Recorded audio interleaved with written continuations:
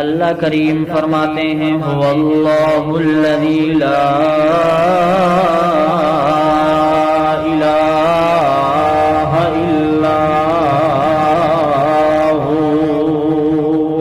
اللہ کریم فرماتے ہیں وہی اللہ ہی ہے، لا الہ جس کے سوا کوئی معبود نہیں، الا ہو مگر وہی، هو اللہ الذی وہ اللہ ہی ہے، لا الہ کوئی بھی عبادت کے لائق نہیں، لا الہ کوئی نبی عبادت کے لائق نہیں، لا الہ کوئی ولی عبادت کے لائق نہیں، لا الہ کوئی بڑا عبادت کے لائق نہیں، لا الہ کوئی چھوٹا عبادت کے لائق نہیں، لا الہ کوئی پیر عبادت کے لائق نہیں، لا الہ کوئی قبر والا عبادت کے لائق نہیں، لا الہ کوئی مزار والا عبادت کے لائق نہیں، الا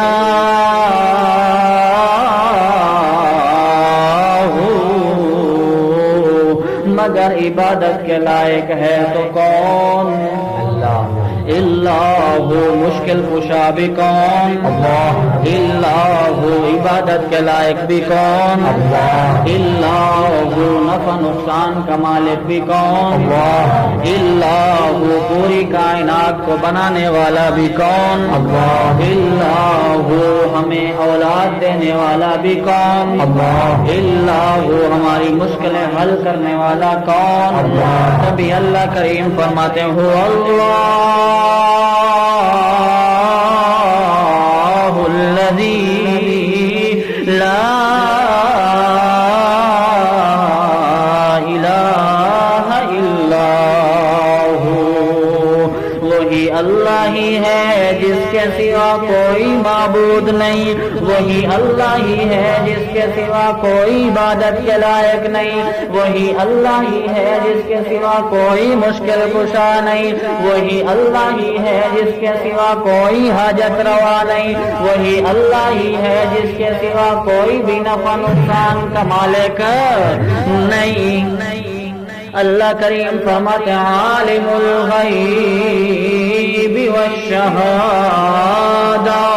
وہ غیب کی چیزوں کو بھی جاننے والا، حاضر کی چیزوں کو بھی جاننے والا، عالم الغیب وہ چھپی ہوئی چیزوں کو بھی جاننے والا، الشہادہ وہ ظاہر موجود چیزوں کو بھی جاننے والا، عالم الغیب جو چیزیں اس دنیا میں آ کر کے ختم ہو گئی ان کو بھی جاننے والا، والشہادہ اور جو ابھی دنیا میں موجود ہے ان کو بھی جاننے والا، عالم الغیب باطن کو بھی جاننے والا، عالم الشہادہ ظاہر کو بھی جاننے والا، عالم الغیب جو چیزیں لوگوں کے سامنے سے مخلوق کے سامنے سے غیب ہے چھپی ہیں ان کو بھی جاننے والا، والشہادہ اور جو چیزیں مخلوق کے سامنے ہیں ان کو بھی۔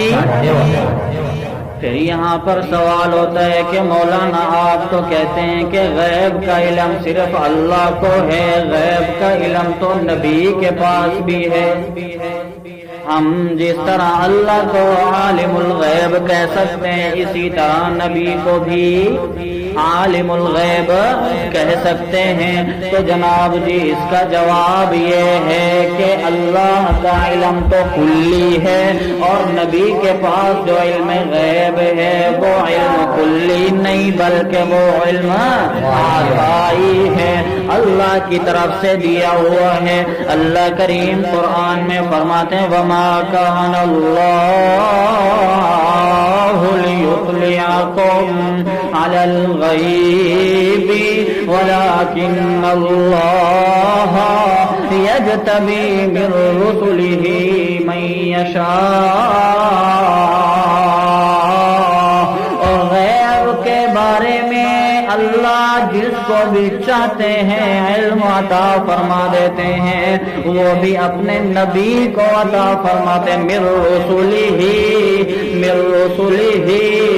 اللہ اپنے نبی کو علم غیب عطا فرماتے ہیں، وہ علم عطائی ہوتا ہے کلی نہیں، کلی نہیں۔ اسی طرح اللہ کریم فرماتے ہیں عالم الغیب الغیب فلا یظہر علی غیبہ احدا۔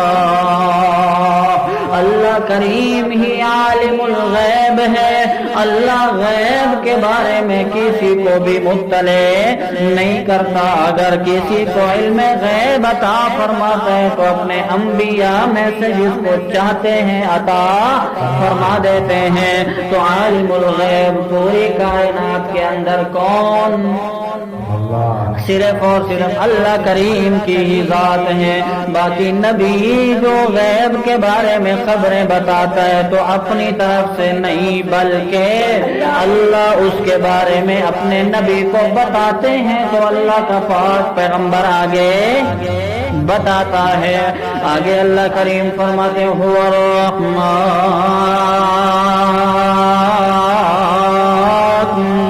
الرحیم، وہ اللہ رحمان بھی ہے اور رحیم بھی ہے۔ رحمان اور رحیم کے اندر مبالغہ ہے۔ مبالغہ کا معنی یہ ہے کہ یہ صفت رحمت، رحم دلی، ہمدردی، رحمت والی صفت اس کے اندر بالکل کامل درجے کی پائی جاتی ہے۔ اب یہاں پر معنی سمجھیے گا، رحمان کے اندر بھی معنی رحمت والا، رحیم کے اندر بھی معنی رحمت والا۔ رحمان کے اندر اگر ہم یہ دیکھیں، الفاظ کو دیکھیں، حروف کو دیکھیں، رحمان کے اندر حروف زیادہ، رحیم کے اندر حروف کم کم کم۔ رحمان کے حروف 5، را، آ، میم، کھڑا زبر بھی کہیں یا اس کو الف شمار کریں، جو بھی آپ کا دل کرے، وہ 4 اور 5واں نون۔ اور رحیم کے اندر 4 حروف را، ہا، یا، میم۔ تو جب رحمان کے اندر حروف زیادہ تو وہاں پر معنی کے اندر بھی زیادتی شمار ہوگی۔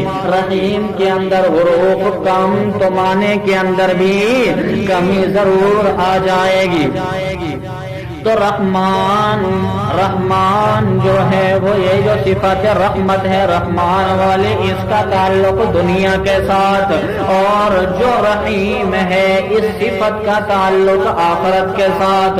تو جب ہم یوں کہیں گے یا رحمان الدنیا،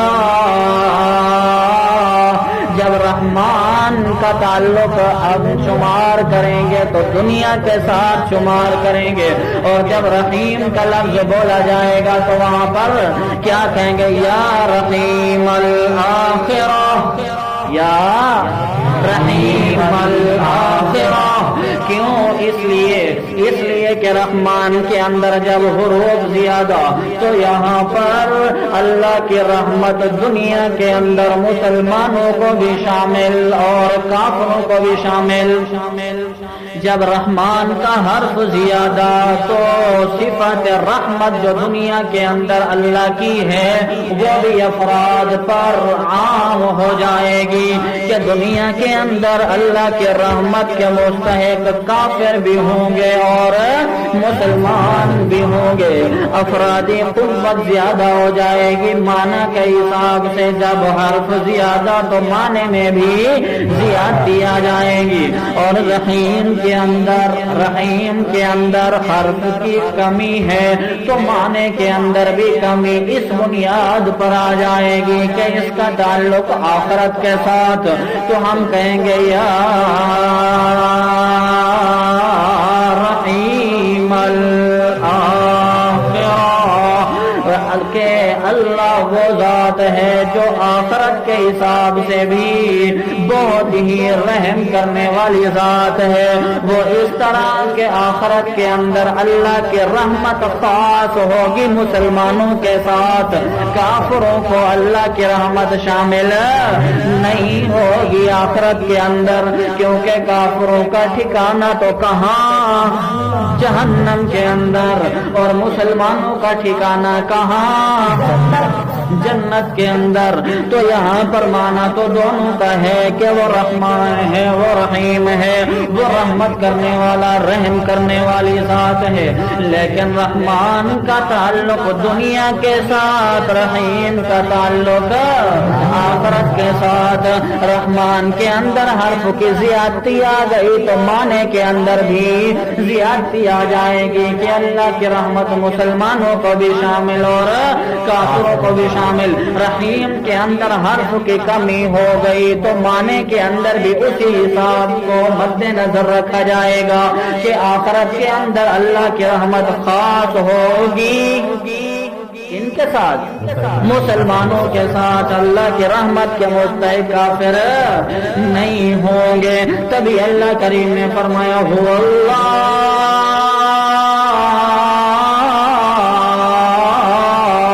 الذی لا الہ الا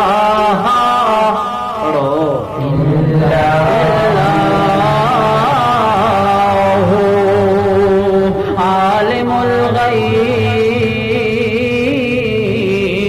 والشہادہ هو الرحمن